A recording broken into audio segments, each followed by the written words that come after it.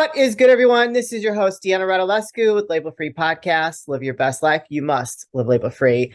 Super excited. We've got a very cool guest, very multifaceted, especially around creativity. She's an expert in creative advertising, branding, graphic design, and social media, and has been called a creativity guru. Very cool. She also holds the title of Distinguished Professor of the Michael Graves College, Keene University, USA, and has published over 20 widely recognized books in her fields of expertise. Please welcome Robin Landa to the show. Robin, I'm super excited to have you here. Wow, what a great introduction for you. Thank you so much for having me. I'm a big fan of yours, and I just love your podcast and everything you do. So I'm honored to be here. Oh, thank you so much. That means a lot to me. I'm very big into creativity. I consider myself a creative as creating. You know, I'm creating this podcast, creating episodes, and creating conversation, right?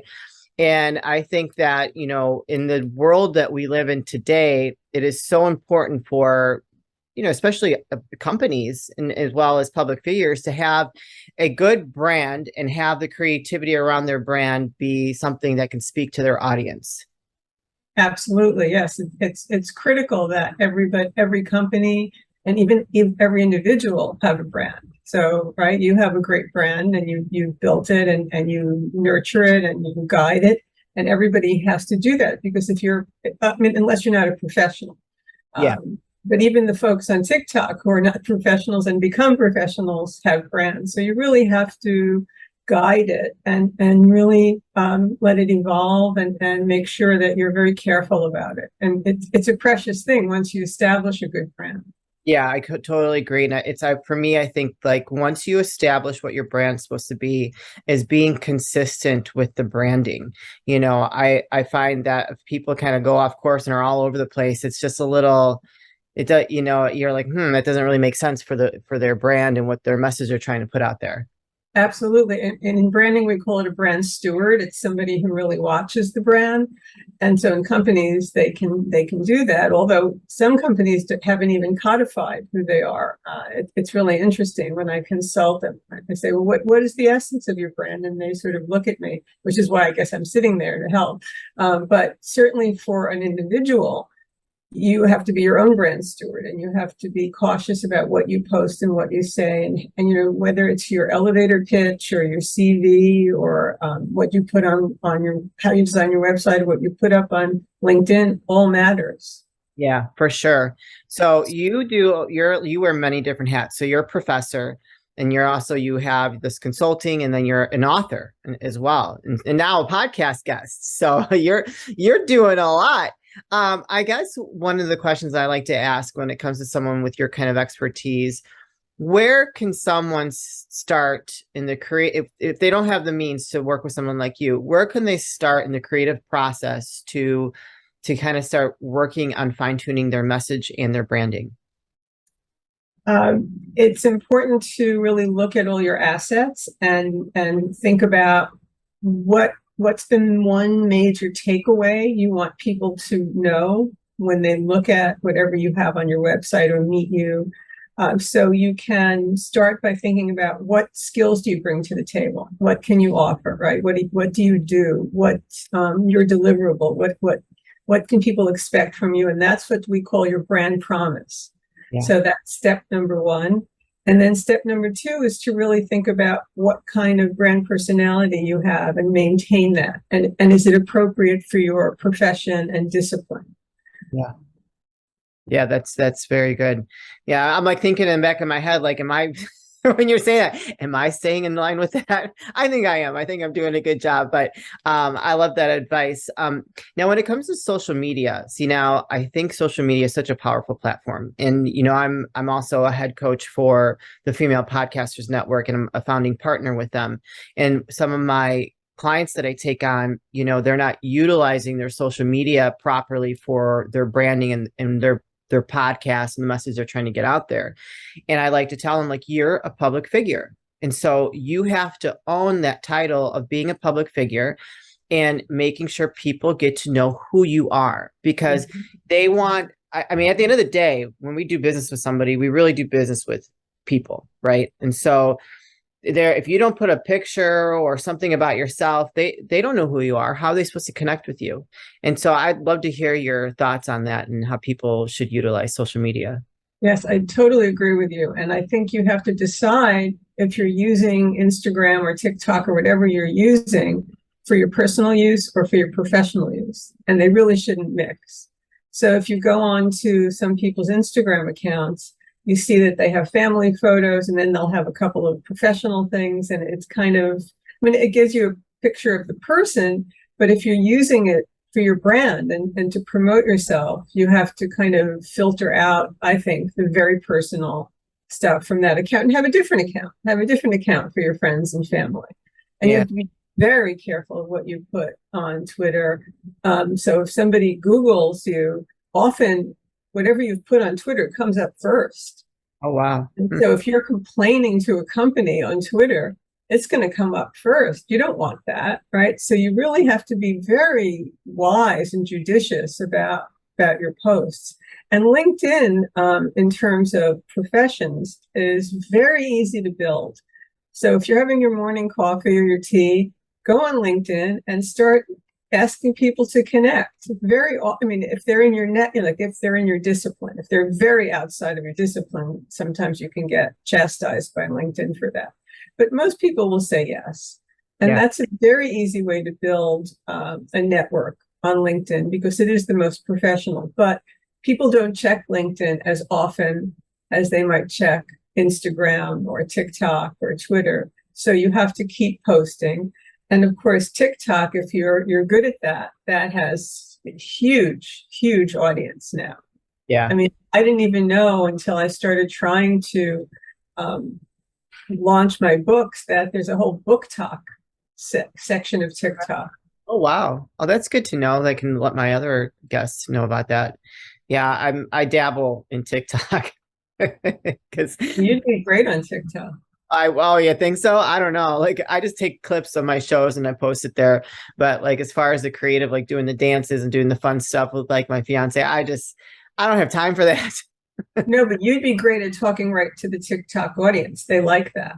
Oh, okay. So you don't have to do the dance or the song that, unless you want to. But if you take a look at some of the top authors on there, they're talking right to the audience, little snippets, and that works great. What is good, everyone? This is your host, Deanna Radulescu with Label Free Podcast. Live your best life. You must live label free. Can we get a round of applause today?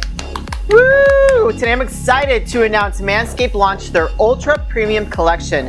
Believe it or not, it's for your not so private parts. I'm talking about a leveled up hygiene routine with your favorite manly scent. And let me tell you something. Oh, it smells so good. My man wears this every day. This is an all-in-one skin and hair care kit for the everyday man and covers you from head to toe.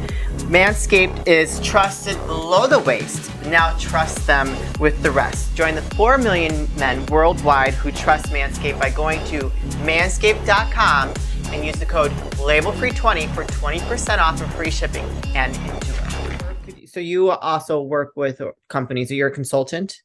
Yes.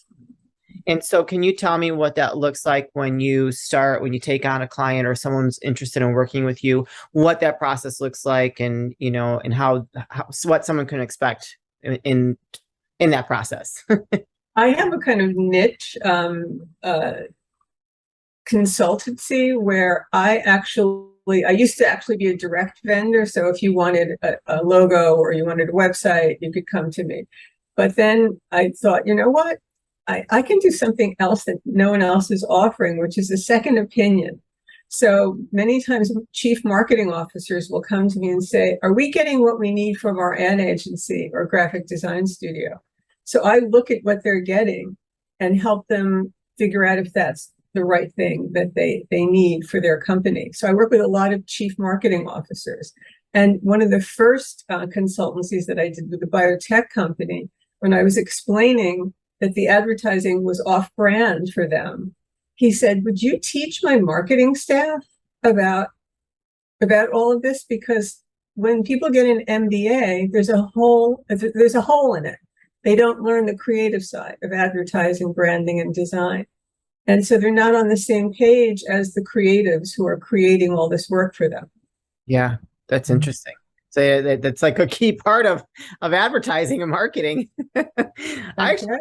had a gentleman on my show called, his name is Saul Colt, and he was the Idea Something Company. So he might be someone you might want to collaborate with. I can make an introduction if you're interested. But I think in today's society that everyone has to have some kind of creative marketing skill if they're going to be in today's world on social media, and just even as a personal your personal brand in the professional world on LinkedIn, like you were mentioning. I think that it's critical. Yes, and I think just going to the name of your podcast, I think a lot of people don't think that they're creative, Yeah. and it's very important to adopt the characteristics of very creative people. And I also help people come up with ideas, because ideas are, I mean, people always say to me, well, why do you have to do that? Because a lot of people can't get a worthwhile idea. People have a lot of ideas, but not necessarily ideas worth pursuing. And Yeah. so I explain that process, and I explain to people how to unlock your creative potential. There are so many things that you can do as a behaviors mindset that really just boost everybody's creativity. I love that. And that's a great segue into the book cover that you have behind you. Is that your book cover, I take it? Yes, yes, So that's your book that's coming out in the fall. yes. So the new art of ideas unlock your creative potential. So let's talk about that a little bit.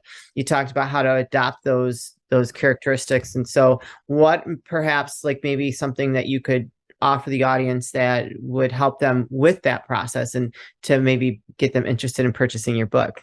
Absolutely. And also, just in case if you do like the cover was designed by a television star. Oh, Uh, wow.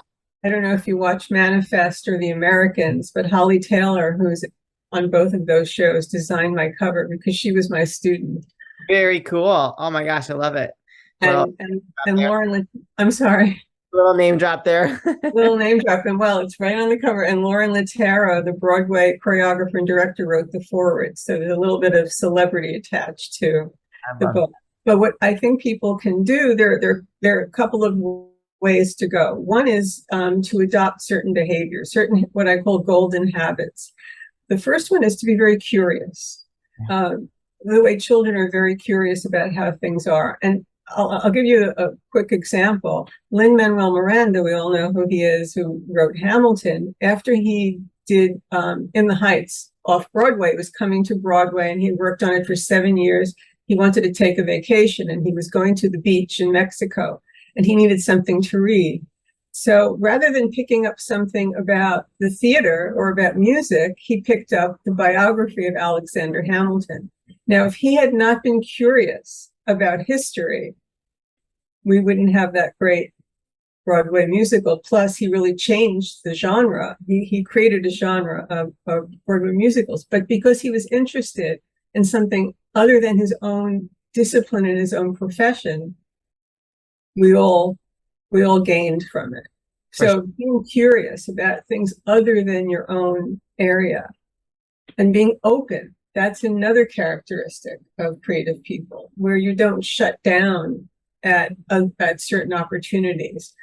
So I'm not saying, go skydiving if you're scared of it, but if you go to a museum, go to a wing that you don't normally go see a film that you normally wouldn't see, pick up a book that you normally wouldn't read, be open, even to cuisine. I mean, just being open and being a mindful listener, which you're an extraordinary listener. I mean, that's a characteristic not only of leaders, but of creative people, because you're listening for something. You're listening for that nugget that might be the seed of something. And I'm not saying listen to ignorant people, but listen to, smart people, educated people who, even if it's not something you agree with, but listening and being open to it.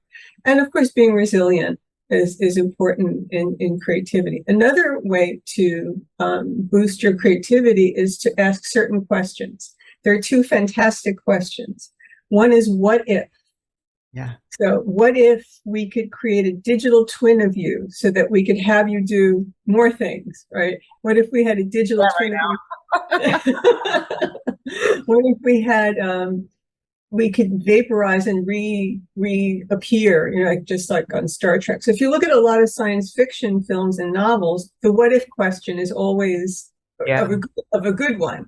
Yeah. That writer is always thinking what if. So Neil Gaiman, who his new Sandman is just hit a TV series now, who's a prolific author. If you look at his blog, that's his favorite question for boosting creativity. And the other question is if only, and not about regrets, Yeah. but if only I could fly, Yeah. right? If only I could listen in on what people are saying. If only I had four arms. Like, so the if only, posing possibilities that are not in our own realm of experience, Right. makes you think of interesting scenarios. So are those questions you would ask yourself, or are those questions you'd ask other people? Yeah. Yeah, So or you, both. It's a good game to play. yeah, no, I like that, you know, and I'm thinking of things that I would ask myself if only. Um, how can someone, I guess, I don't know if this would really apply, but yeah, how could someone kind of teach themselves or reprogram themselves to be a little bit more open, especially in today's age where, you know, in the last couple of years, you know, things have been very divisive and people have gotten very like shut down, like locked themselves in their house. And so I think it's created a lot of, you know, people a little bit more closed down and more protected, right? So with where things are at today and someone that might, it's like, I need something more in my life. I want to tap into this creative side because they want to feel more fulfilled. Because I feel like if you do have that part, you're living a more fulfilled, balanced life.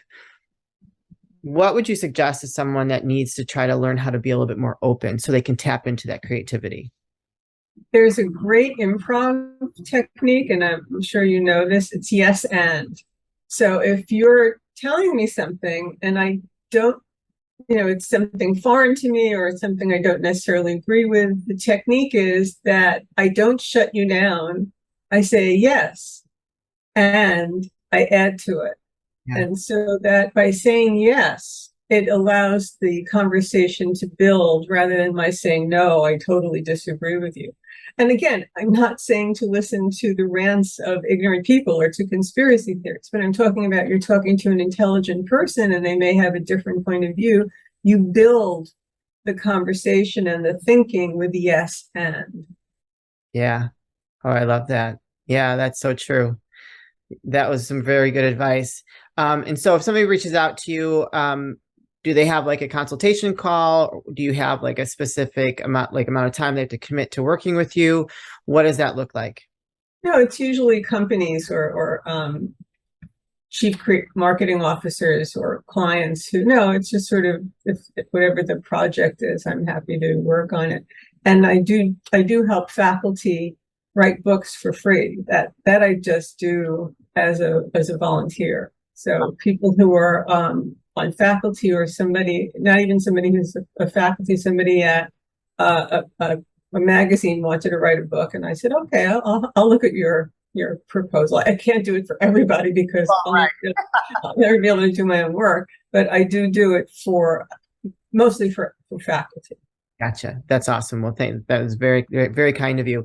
Where can people find you, connect with you, learn more, and purchase your books? Oh, thank you. I'm on robinlanda.com it's my name, is my website, and you can get free stuff there, free downloads. So for example, there's a worksheet that's out before the book that you can download and other quick start guides to my other books. And all my books are available at Amazon, Barnes and Noble, everywhere you go, I'm there. Excellent. And they're all around just creativity, branding, advertising. So they're all kind of focused on that. Well, this book now, most of them are, yes, but this book now is for everybody. It's really about just how to get worthwhile ideas. And I offer the first new system of ideation since the mid 20th century. So it's a brand new system. Wow. And I just want to let your listeners know that if they pre-order the book, the money that I get is going to humanitarian relief in Ukraine. And usually I give most of my royalties away to student scholarships. But this time I'm pivoting a little bit because of what's going on in the world. That's amazing. You guys, I'm going to put the links in the show notes, so don't hesitate to click on that link. Go reach out to Robin Landa and purchase a book, sign up for her book, and give back in your own way, as well as learning how to be more open to being creative, because we all need a little bit more of that to make our life a little bit more well-rounded. So this is the time of the show where I like to ask for last words of wisdom and advice. So what would you like to leave with the audience today? I'd like everybody to know that everybody can generate a worthwhile idea. It's not the problem. You're not the problem. The problem is the system that you're using. So if you have the right system, everybody can learn to generate a great idea or a worthwhile idea that benefits people or society or the planet or creatures. I know you're a dog lover, so we really want to benefit creatures as well, right? Absolutely. Oh, I like that. That was beautiful. Yes, we all have that dynamic capability inside of us to make a difference one way or the other. So get that book, pre-order, and learn how to tap into it. Well, Robin, it's been an absolute pleasure talking with you today, and you sharing your story, sharing what you do, and the impact that you're making in the world and how you're giving back. I just love that. That is just beautiful. So keep us posted on any new projects. We'd love to have you back and update the audience. Thank you so much. It's an honor to be with you. Thank you. You're welcome. You guys, this is your host, Deanna Radulescu with Label Free Podcast. Live your best life. You must live label free. Please don't forget to subscribe, follow, rate, review, comment, share, all those good things. And I'll be back soon with more dynamic guests.